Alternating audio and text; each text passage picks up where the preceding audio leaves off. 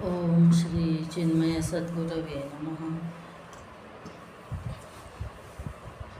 We know what the great values of life are. We also know that there should be we are not able to do so. Swami Tejomayananda's analysis makes us aware of our artificial needs, the undue importance we give to social stature and prestige, the failure to accept our weaknesses. His advice makes us view life afresh. His simple and easy to follow directions could change our value systems, simplify life, and make it worth living. Take charge of your life, a booklet written by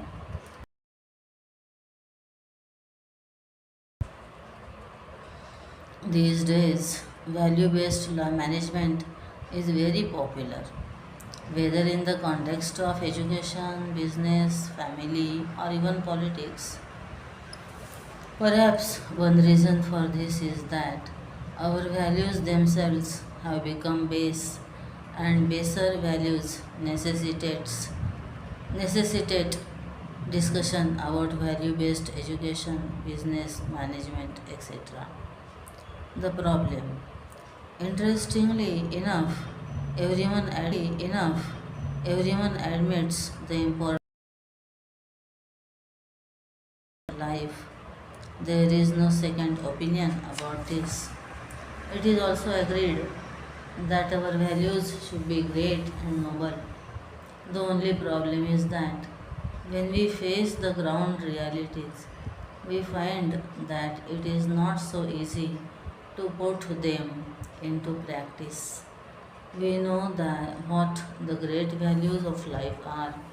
We also know that they should be followed. But the problem is that we are not able to do so. The problem remains the same from student to adult life. Students know that they should concentrate and work hard, but they complain about lack of concentration. Businessmen say that they want to follow values, they do not want to resort to corrupt practices like bribery, but given the situation, without it, one cannot prosper or flourish. They know this is wrong, but cannot live by the right values.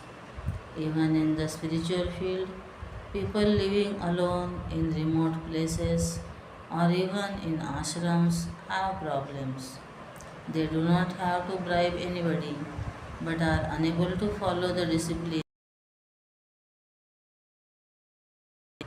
In the field of medicine, we know which good habits are conducive to good health, but even here we face the same problem of being unable to follow what we know to be good for us.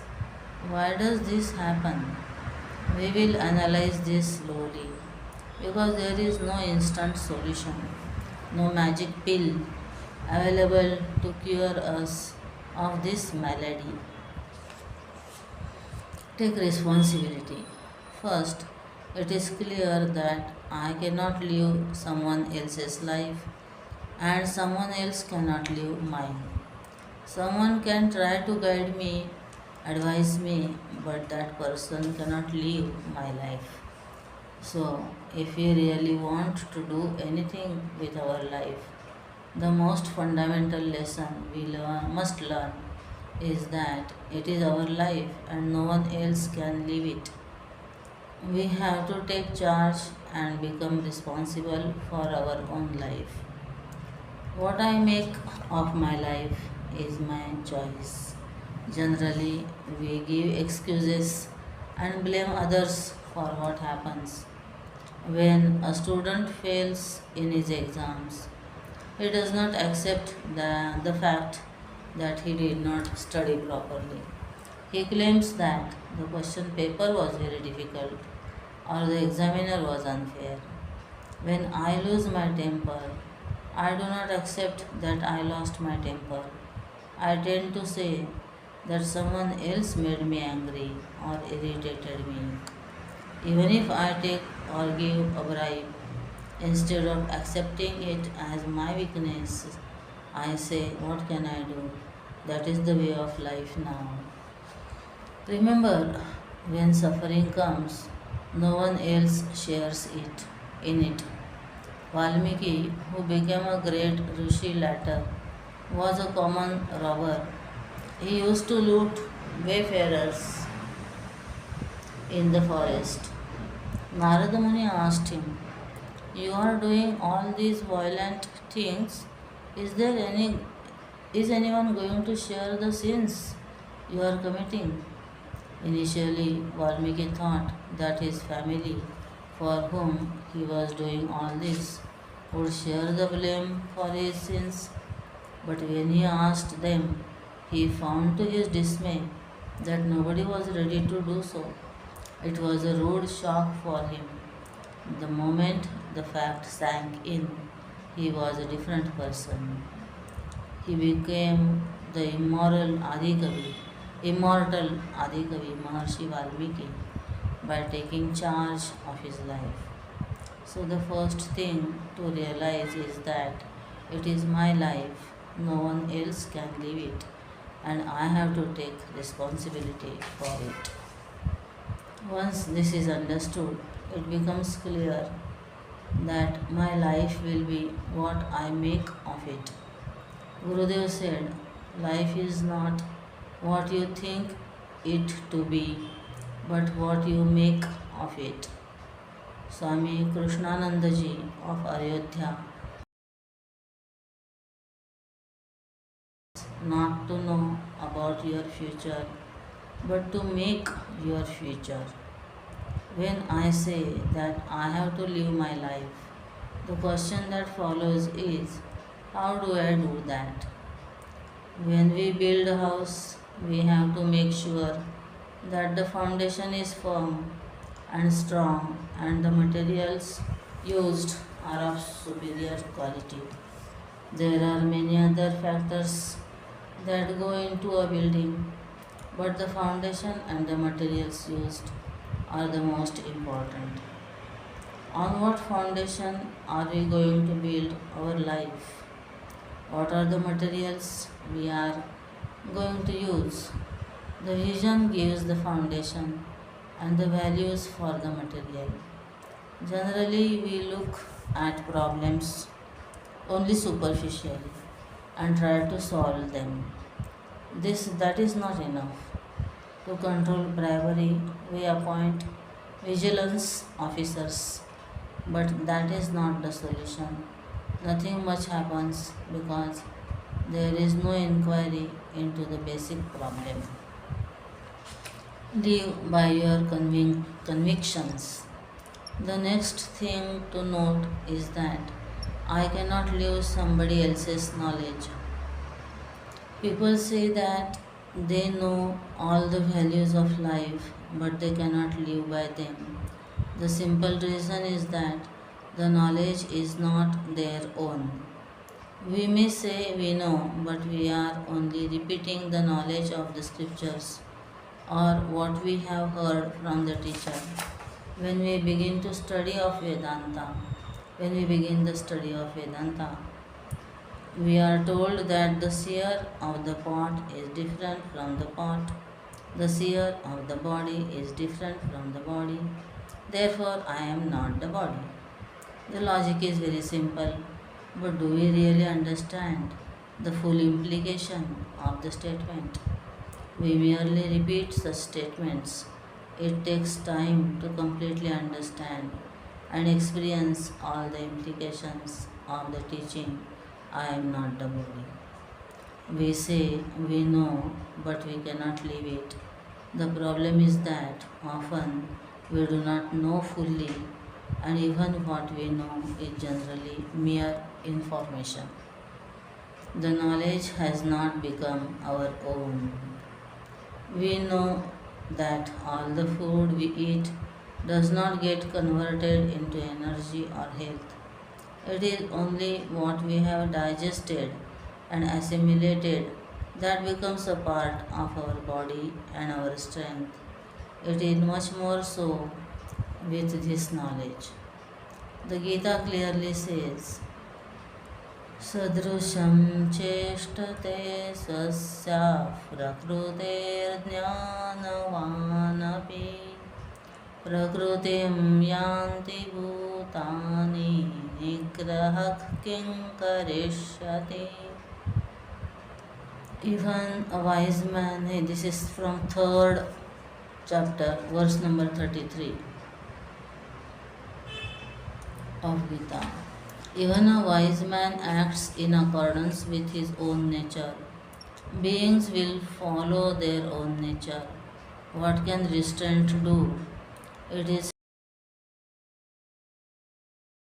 that our behavior or conduct continues to be according to our own nature.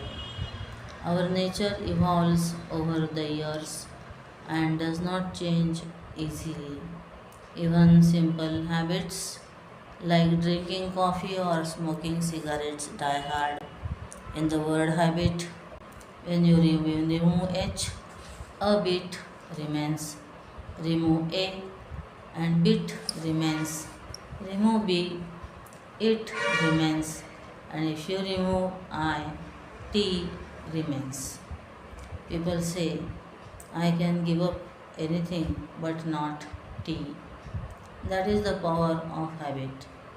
When a simple habit is so difficult to give up, how can we give up our nature so easily? This does not mean that knowledge is useless or that it cannot change our nature. Knowledge does change us, provided that we make it our own. Until then, we will behave only according to our nature. Gurudev used to give a simple example. There is sugar in a cup of coffee, yet the coffee tastes bitter. The reason is that it has not been stirred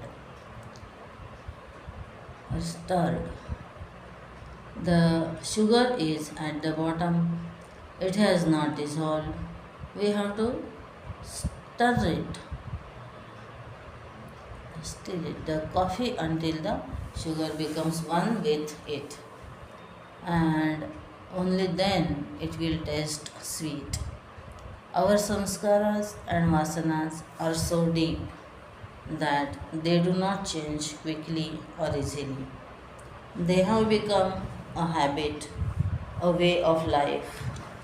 We do feel guilty deep inside, so we give it a nice word and camouflage it.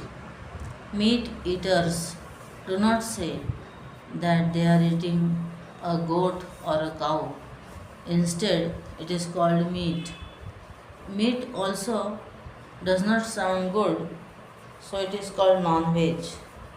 Even there, here, the word veg softens the effect. Somebody once said, there is no corruption, there is only cooperation. I want something done, and in return, I give money, that is all. In America, they call it political contribution. You can give it different names. It may even be legal. But the moment you take a huge contribution from somebody, you become obliged to do what that person asks. The words may change, but facts remain. You may employ police, vigilance, or investigators. You may create all kinds of laws. All these have the same inherent defect. The people manning these posts are also human and have their own weaknesses. The problem is man himself. In a kingdom, there was a man who was a relative of the king. Whichever post he was given, he knew how to make money. So many problems reached, he had to take action. The king thought it over and ordered him to sit at the seashore doing nothing. Even there, when any ship or boat approached, the man demanded money. He would tell them that the king had appointed him to count the waves and his calculations had gone wrong because of their approach. He demanded that they compensate him for it. Reduce artificial needs. We are creating more and more artificial needs. Most people feel that the amount of money they are earning is not enough. The interesting point is that those who earn a few hundreds feel it is not enough. Those who earn a few thousands feel the same way, and those who are earning in millions also feel that it is not enough. The basic needs of food, clothing, and shelter are easily met by many. Even if you have 100 sets of clothes, you can wear only one set at a time. With 10 bedrooms, you can sleep only in one bedroom, on one bed, unless you like to change your bed every hour. How much can you eat at a time? Try a simple calculation. See how much money is required to fulfill your basic needs. You will be surprised at how little it is. We say surprised at how little it is. We say the money is not enough. We give too much importance to social status and prestige. We need a car to define our social status. An ambassador is not good enough. The brand matters. We want a Mercedes and the latest model at that. Such artificial needs keep growing.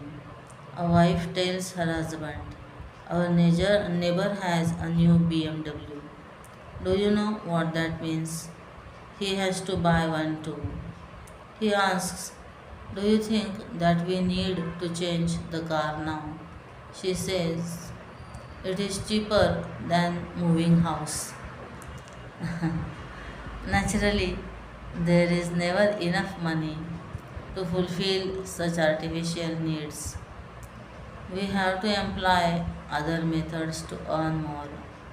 There are people who say, I want to live simply, but you know the pressures of a family. But I have also come across people who have been able to tell their family clearly that they had better learn to live within their means. This malady prevails everywhere, whether it is schooling, college, admissions, or even getting a job. A gives money to B for getting admission. One day B has to go to A for something. Then A thinks, now is my chance. It is a chain reaction. There is no end to it. We have to draw a line somewhere. Some sensible business people are prepared to go up to a point beyond which they refuse to compromise, even if it means losing a lot of money. Be aware of consequences. When we live life superficially and try to solve problems superficially without taking into account the entire foundation and values, no lasting change is possible. There is no quick fix will not help. In it, if artificial needs keep growing, and we give importance to symbols of social status, we cannot live life by our values. Another reason for not being able to live our knowledge is that we are unable to clearly see the consequences of our action. We are not afraid of our actions, we are afraid of their consequences. We feel that consequences can be taken care of or that they may never happen. We are not intensely aware of the result of wrongdoing. As I am about to drink a glass of water or milk, somebody tells me it is poisoned. Will I say, I know, but I cannot practice it? I know I will die if I drink it. If getting angry could kill you, you would be very careful not to get angry. We are afraid of only such dire, gross, and immediate consequences. We do not understand that ultimately we will have to pay the price for everything. This is why it is important to understand the fundamental principle that I alone have to live my life. Otherwise, we will continue to say things like, nowadays, that is the way of life. Everybody is doing such things. My social status has to be maintained. My family demands it. When it is time to face the consequences, nobody comes forward to help. Our own children and relatives disown us. The television channels flash the news, and nobody wants to have anything to do with us. Then we feel cheated and disillusioned. We are not able to live our knowledge because we are unable to see the consequences of either following it or not. We see only the immediate results and the glamour, not the long term results. If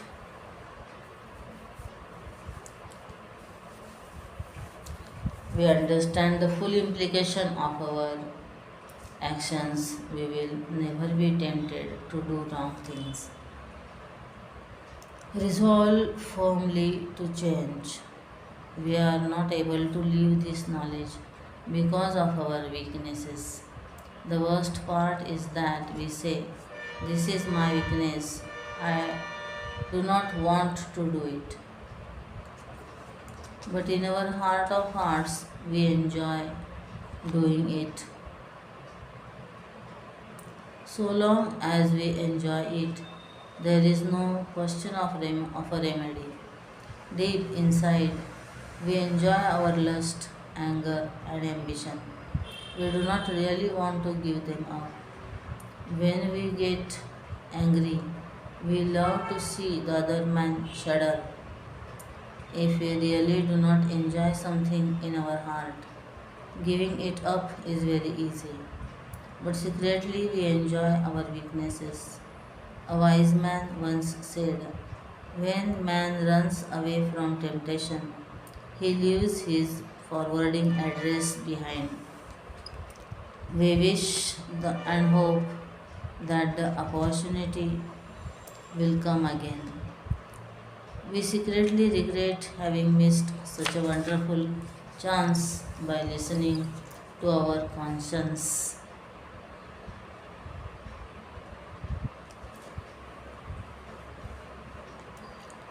The problem is that we don't face the truth. We don't accept the fact that we enjoy it. How can we change when we really don't want to? What is the remedy? The analysis itself gives the remedy. Lord Krishna says in the Gita,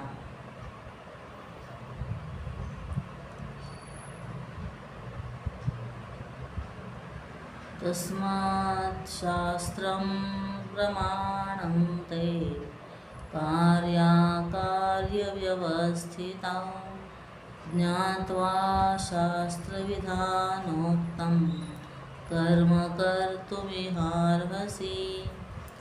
Gita 16.24.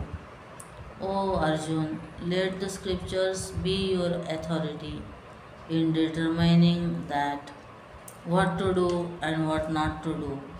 Having known what is said in the scriptures, you should act in this world, resolved to do what the Shastra says, whether you like it or not.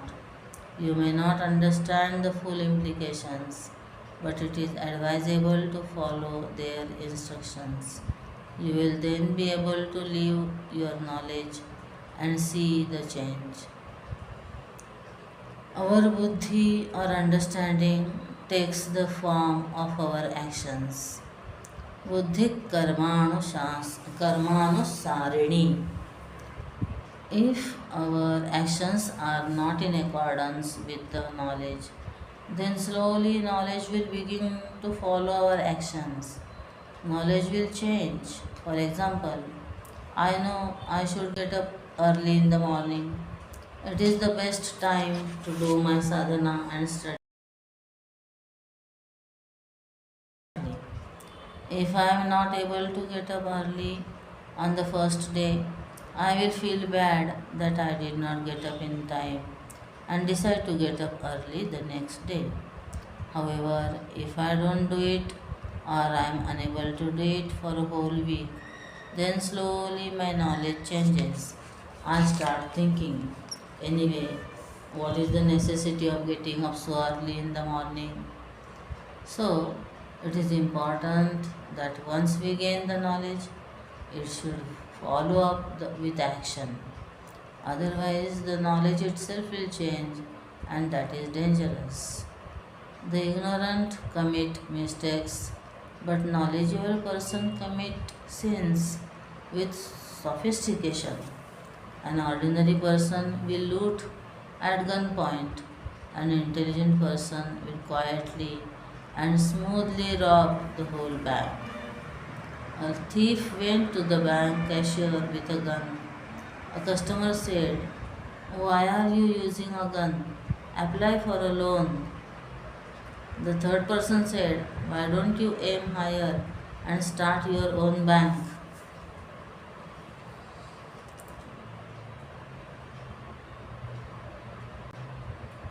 Sakshara Rakshasa Bhavanti. Sometimes become a Rakshasa, one of low behavior. When a literate person stoops to wrong actions, he becomes a real danger to society. A person is deemed to the cultured or uncouth according to his actions. Conclusion. The points to remember are very simple and clear. I have to live my life and face the consequences of my actions. My life will be what I make of it. I cannot leave another person's knowledge. To make it my knowledge, I must live it. Simply follow the Shastras, setting aside your likes and dislikes. Do not multiply your artificial needs or give excessive importance to social status. Live a simple life in accordance with your knowledge. True happiness will be the result.